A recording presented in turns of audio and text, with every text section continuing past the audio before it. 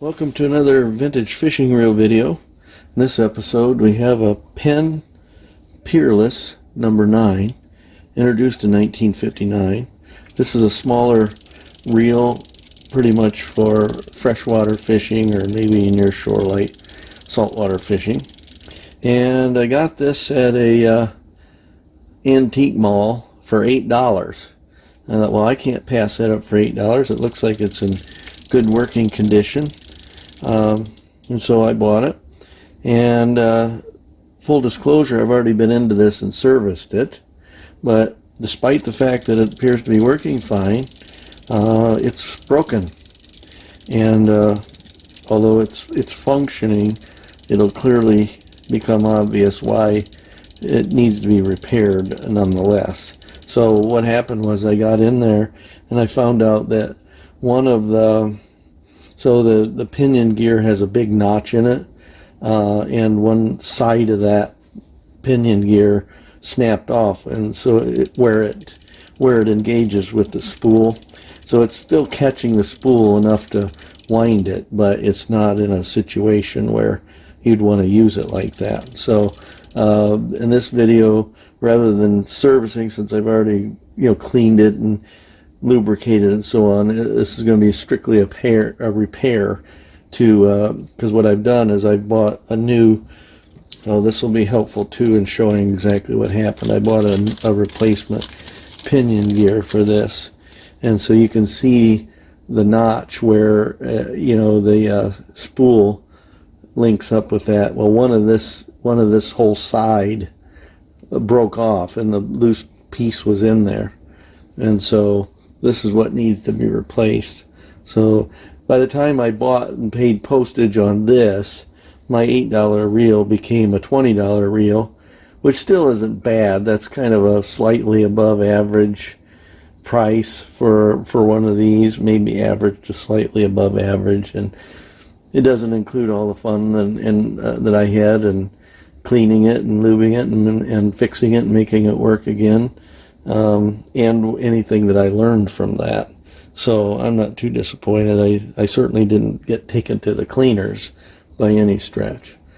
Okay, so let's get started. Start by taking off the screw that maintains the this screw or nut that holds the handle on. This little screw keeps that from working its way off and getting lost. So we'll take that off. And then we can take this off,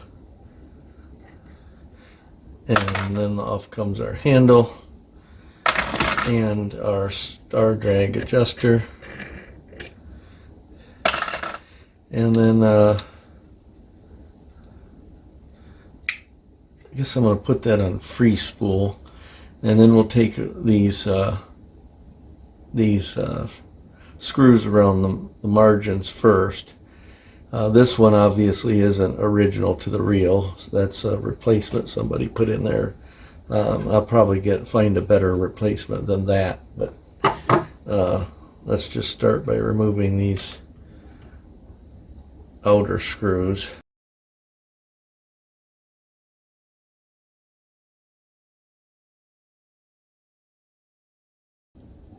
Apparently these came in both black and red Bakelite side plates. This one, although it looks black, it has just sort of a tinge of kind of maroon to it, and even you can see where the Bakelite is scarred, especially you get kind of a reddish color. But in video and in certain lighting it looks pure black, but if you get under the right lighting it has sort of a brownish or maroon color to it. Now you have to be careful to keep an eye. I can't remember if all of the screws around the edge are this. I think those are all the same length. I'm not positive, but you do. Okay, those two are different lengths. You do, so the ones that attach to the reel foot may be different lengths. I know there's different lengths when you start getting into here. So it looks like the shorter ones, and I've only got one original, go where the foot of the reel is. And I think the rest of these are a little bit longer. Yeah. So they're all long except for the two that attach to the reel foot. Okay. So you can see here the replacement gear. So here's the replacement gear, and then on this gear that whole side is broken off, so that's the reason for the repair. So there's a bushing that goes in there that's fallen out, and then you want to hold on to this while you take out these screws to access the gear and the arbor and stuff, because there are springs associated with this. There's also a anti-reverse spring in there you want to be careful not to lose. It's basically just a kind of a hockey stick shaped flat piece of copper or brass, and you don't want to lose that. So hold on to that backside there so that nothing starts popping out when you loosen these screws.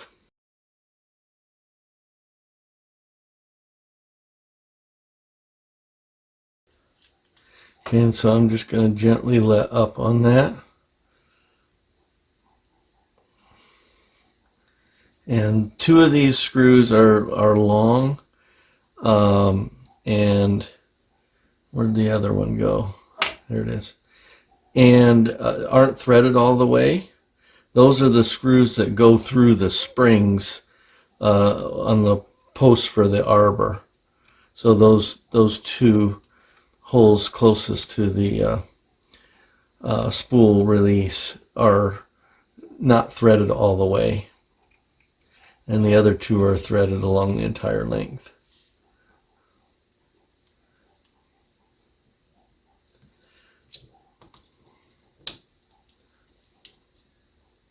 So when you pull this out, yeah, that's right. We've got to take. It would have been better if I would have taken off this plate here. This is one of those situations where you have to take off the chrome plate.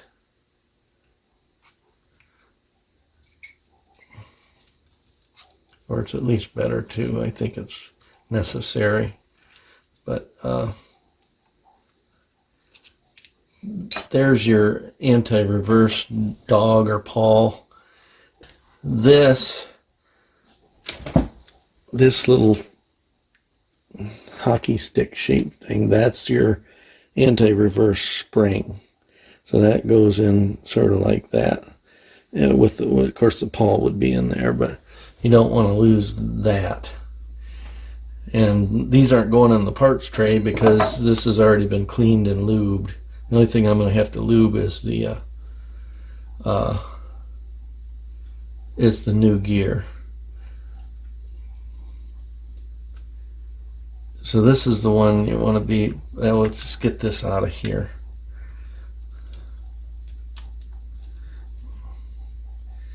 And then the springs on that arbor, you want to be careful of, especially when you take this off. There's that old broken gear. This is where you really want to. There's one spring coming out.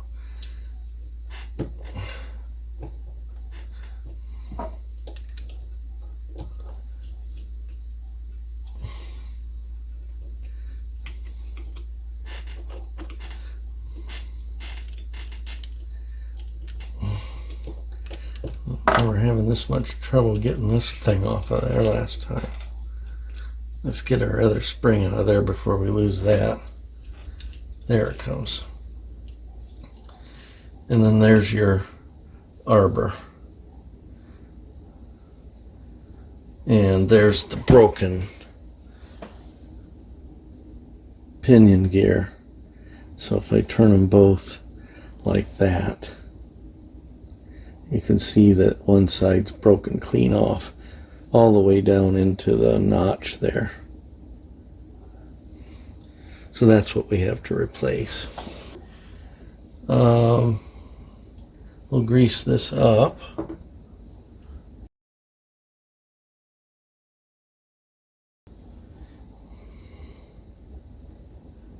And luckily I did in fact get the right part. What was this? It was the part number, the pin part number is 13-9. 13-9 for that pinion. Okay, so I've put my main gear apparatus in and just leave the springs float in there for a minute.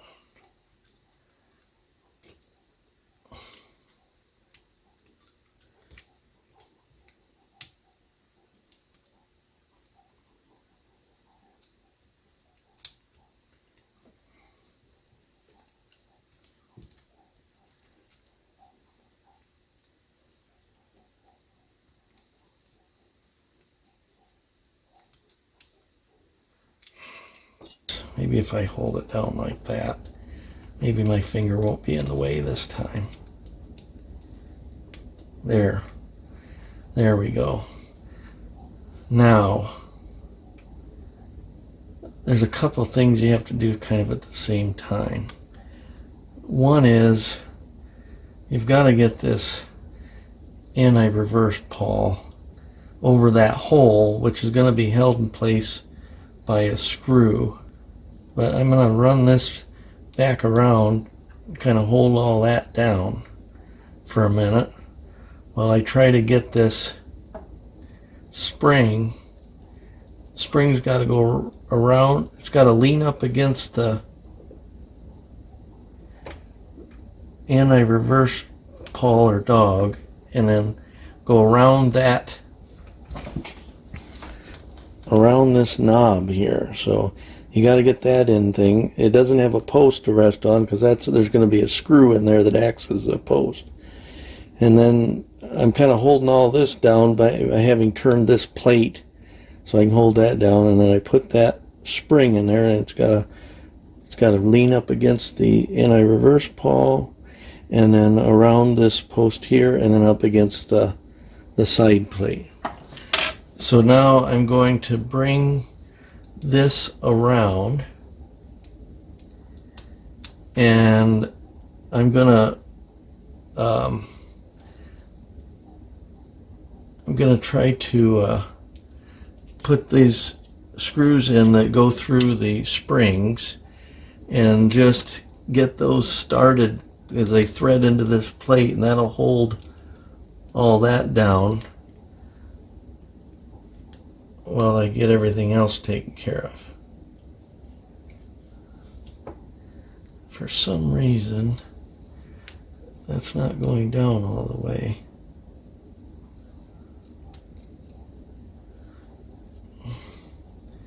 Or maybe it is. Let's see here.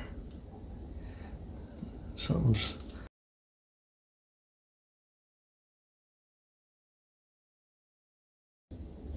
Yeah, something's keeping that from going down as far as it needs to go, and I'm not sure what it is. See if that anti-reverse pawl's in the way. Yeah, it is. That anti-reverse pawl has fallen down beyond where the cog is on the anti-reverse gear.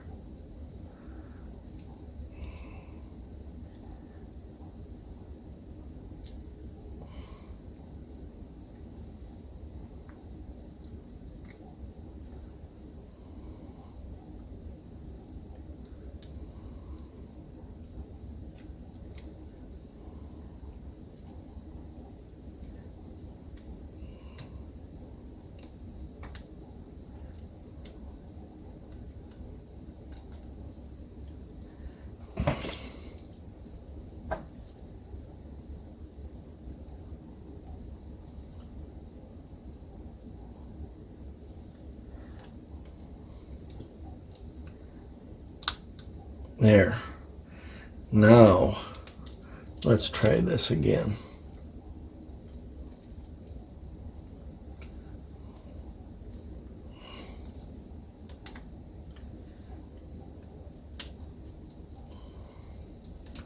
Let's get our other one in there.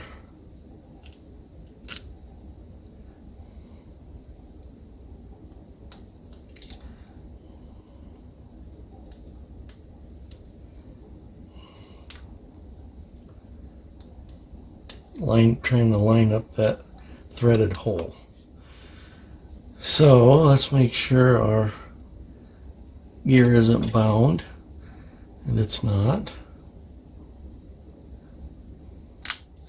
Check our spool release, and should be good to go. Oh, we got, yeah.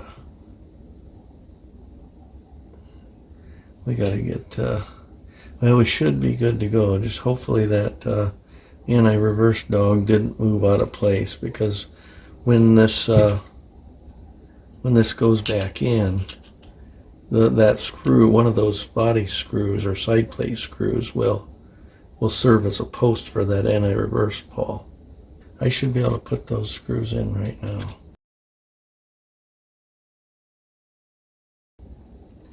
And you typically, as you saw, you typically want these to go, I'm going to double check, because sometimes when I talk I don't pay attention, but you typically want these to go, you want to tighten them in a diagonal fashion. I want to make sure, yeah, so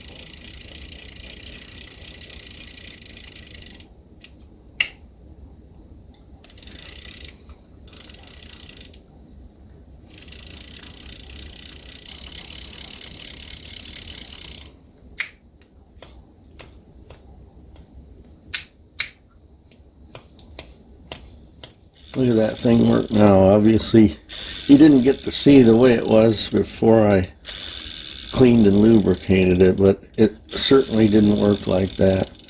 Of course, there was a lot of grease in there, but one of the things is this was slightly bent, and it was binding in the track here, even when you had it set perfectly.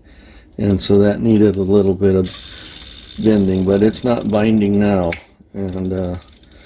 And spool runs smooth and free spool, and of course the clicker works.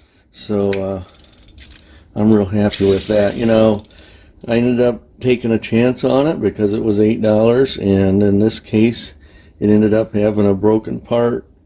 I didn't have to overspend to get it fixed. I learned a lot, and got a lot of satisfaction out of making that beautiful reel work again. And I'll do it again because well over 9 times out of 10, 95% of the time, I get a cheap reel because it doesn't work properly, or it's bound up or something. All the parts are there, and it's just a matter of getting in there and cleaning it out and some minor repairs, and it's good to go. So I'll continue to take those chances, and I'll make out, and I will do better for it. I'm not going to lose any sleep over one that doesn't work out, because there's so many of them that do. This reel is back in business and ready to do some catfishing, some freshwater catfishing. That's what I'm going to use it for. So that's enough for this episode. I'll see you next time. Thanks for watching.